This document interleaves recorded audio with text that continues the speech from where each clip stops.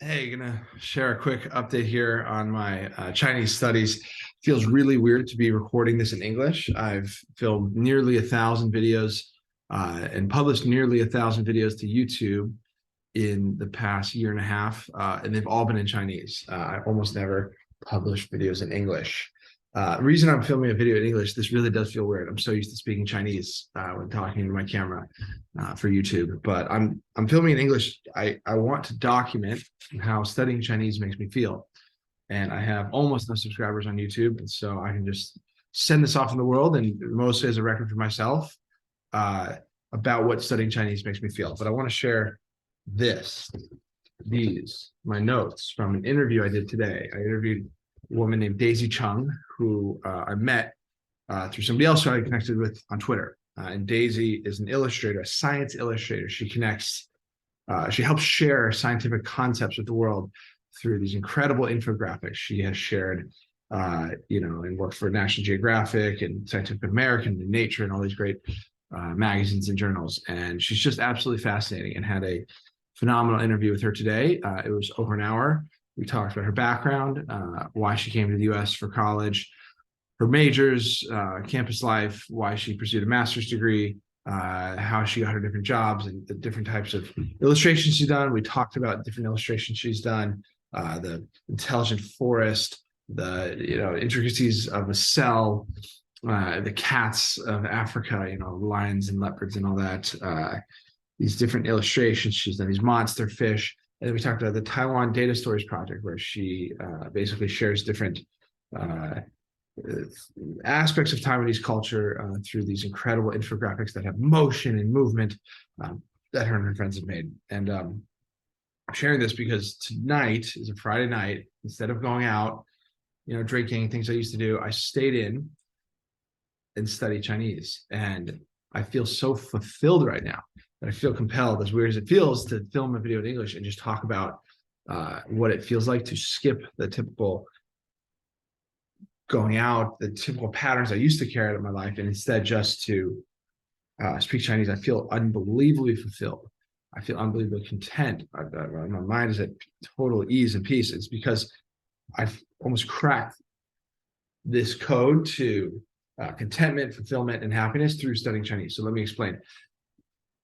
My weekly cadence for studying Chinese is, now I do a podcast interview on Friday afternoon. So today I interviewed Daisy Friday afternoon, and my work keeps me very busy. I get up at 5:36 a.m. I start working, and I work till 2, 3, 4 in the afternoon. And often then I also work at night. I sometimes work on the weekends, right? Running Rite of Passage keeps me extremely busy. But when I do have a spare moment, I study Chinese, and that's especially, I don't do it in the morning on weekdays. It just gets me too distracted. But I often do 2 hours on Monday nights. Sometimes I do 2 hours on Tuesday nights. Sometimes an hour Wednesday, Thursday afternoon or evening. And then Saturday morning, I always do 2 hours, 6:30 to 8:30. And then sometimes I do an hour early Sunday morning. In addition to that, I do a 15-minute video every day like this, except in Chinese, right? Practice my Chinese. And so what I'm doing now, I used to sort of be scattered. I would talk about all sorts of different topics on these lessons, but I try to do 7 hours of lessons per week when work allows. Often work doesn't allow that, but if it allows it, I'll do 7 hours a week of lessons. The key that's really unlocked things for me is that, I will have this podcast I'm driving towards on Friday. I've done this 2 weeks in a row now. So I have a podcast interview on Friday. So all my lessons starting Saturday morning, and if I have time throughout the week, they're not scattered. They're not random topics. They're all focused and driving towards this podcast interview that I'm doing, right? So in the case of Daisy, I was able to practice all sorts of words related to science, the cell biology, all her different infographics. I got to, learn different vocab associated with the cats of Africa, and I mentioned the cell and forests, and then Taiwan, right? I've been to Taiwan, and so I was able to learn how to talk about her Taiwan data project, like the different components of the data project, her goals for that, the fact that she was inspired at a conference to do this with a woman she met there. I practiced sharing my story of going to Taiwan 5.5 years ago. And so And then my daily lesson, 15 see, I just said some Chinese bags. I mean, no, I'm messed up. It's not my daily lesson, it's my daily video, my 15-minute daily vocab review video, which I often film at night. I would go to class, say Saturday morning, Monday night, Tuesday night. And then on my daily videos, I'd go through my notes. I take meticulous notes, you know. These are all notes I've taken in the last, week or two.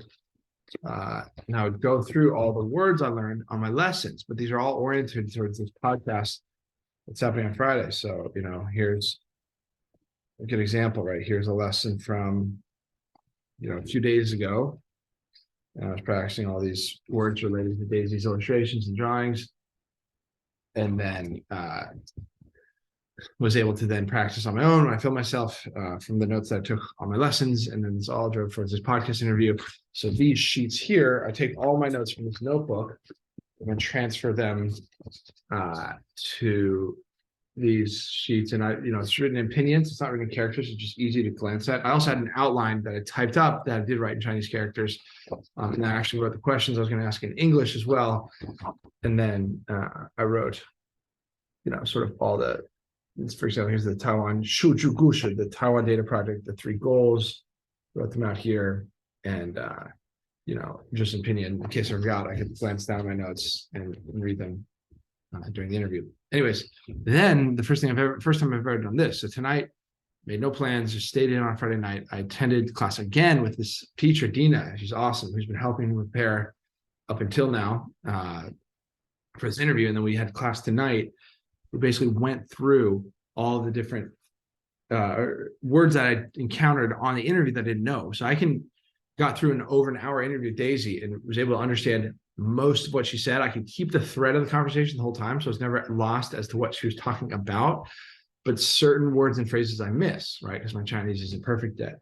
And so I scribbled, most of these were pre-prepared notes, but you'll notice down here, I scribbled a bunch of words that I wasn't sure of. It's pretty messy. Maybe you can't read it, but 头过局限传达破裂组合按键档什么.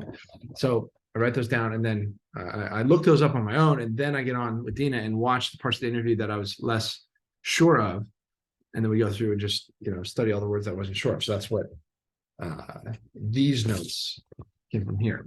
I don't know if you can read it, but it's all the different notes that I took. It's basically a lesson with Dina. So it's just this perfect loop, this perfect system, right? I start preparing for the interview a week out. I go to all these hours of class again, if work allows, because sometimes it doesn't. But if work does allow, I certainly go on the weekend. And then if I have time in the evenings, I'll attend class, prep for this interview every day. I'm filming a 15-minute review video to help lock in the new words I'm learning that day. All driving for this one interview where it's production. There's no pausing Daisy as I'm interviewing and saying, hey, can you go back and repeat this or that word? No, we're live. Bill O'Reilly, cameras are rolling. And then but I take notes if there's words I don't know. And then after I'm done, the big unlock tonight was a couple hours later, right? My interview ended at 3, and 4.5 hours later, I had some dinner, and at 7:30, I'm back on with Dina reviewing all the words I didn't know. And it's so immediate, and it's so incredibly satisfying to run this interview and then to review all the words immediately that I didn't know. And now I've learned them, and it's all so meaningful because that context of coming from an interview, you really want to understand during an interview. So I'm listening with hyper focus, and now I've just learned all these words, and I can go back and listen to the interview again and again and just keep practicing these words. So I love studying Chinese a lot. I call it my soulmate activity. It's my favorite,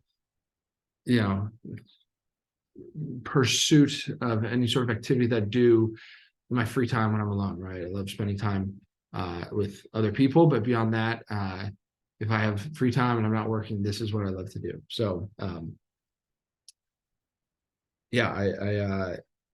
just really thankful that I have this activity that I get to pursue. It's a lonely pursuit because almost everybody I know, family, friends, girlfriend, they don't speak Chinese. They don't know anything about Chinese really. And so I can tell them about it a bit, but they don't really relate terribly well, which is understandable.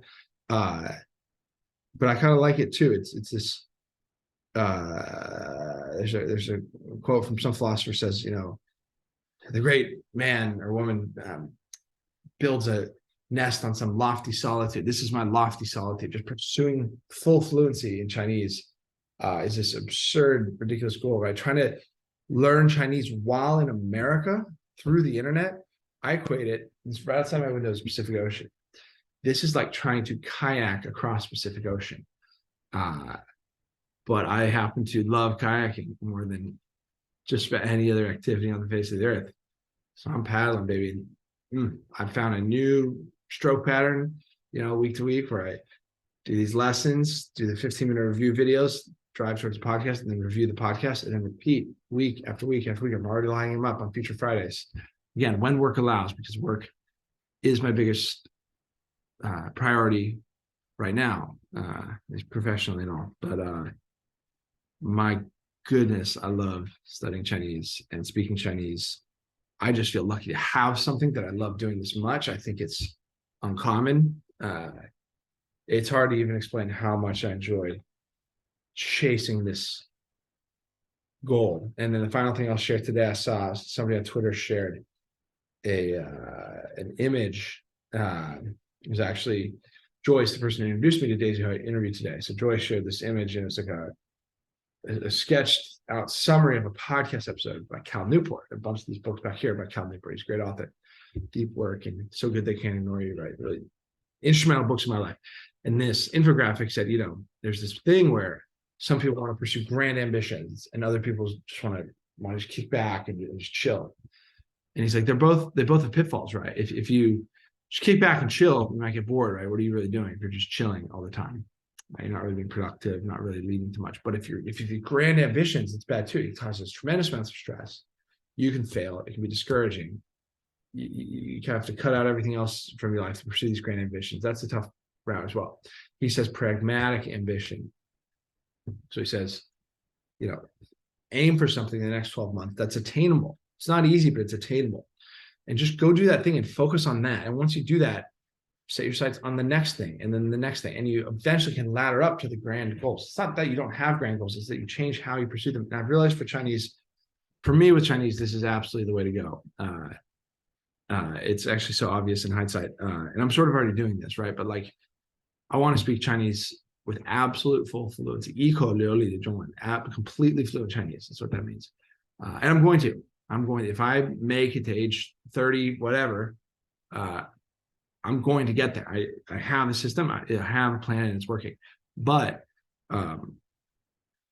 it can be daunting. I'm trying to kayak across the Pacific Ocean. The shore is so far away.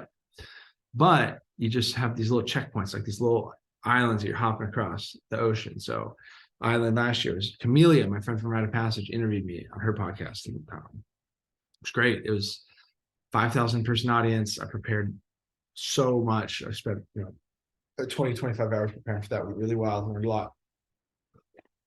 Half this notebook is just filled with me prepping for that conversation. And then these podcasts are these mini checkpoints throughout the year. But I said for 2023, my only goal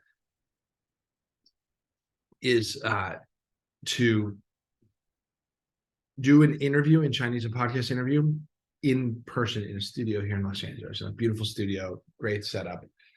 Right now I'm on Zoom, that's great, but doing something in studio will feel so real and make it feel so official. And that's my pragmatic ambition goal for this year. Yes, I want to eventually speak fluent Chinese and build the Chinese media empire, all that 5-10 years from now, great. But tonight, my goal for this year is to do at least one professional, high quality in-person studio interview in LA. And I think that'll be a absolute rocket fuel boost of momentum. Sharing that online, seeing people's reaction, it looks so good. It'll just be incredible. Subtitles, the whole thing. So I'm thrilled about that. And tomorrow is a big step towards that as well. I have a speaking coach out in Pasadena I'm working with at noon. And then at 2, I'm meeting with a woman I've linked up with on a tutoring website in Pasadena in person. We're sitting down at a restaurant for an hour and speaking in person. I think that is like a nice step towards this eventual goal of doing an in-person interview with somebody, maybe her, maybe a student at USC or UCLA, somebody I meet who speaks Chinese here in LA, but someone in LA, I want to do an in-person interview in a nice studio in 2023, get professionally edited all that, and it should be great. So that's my pragmatic ambition for Chinese. And I know just about nobody subscribes to my channel, my English channel, that is, and almost nobody will watch this. Maybe nobody will watch to this point in the video, and that's great. I filmed this for me, but this is where I'm at with Chinese in 2023. And I was so moved and so excited after this interview today and the follow-up process that I had to film this. So as weird as it is to film a video in English, I'm going to now go film my 15-minute video in Chinese right after this. But this is my update for studying Chinese for February 2023. All right. 谢谢大家，下次见，拜拜。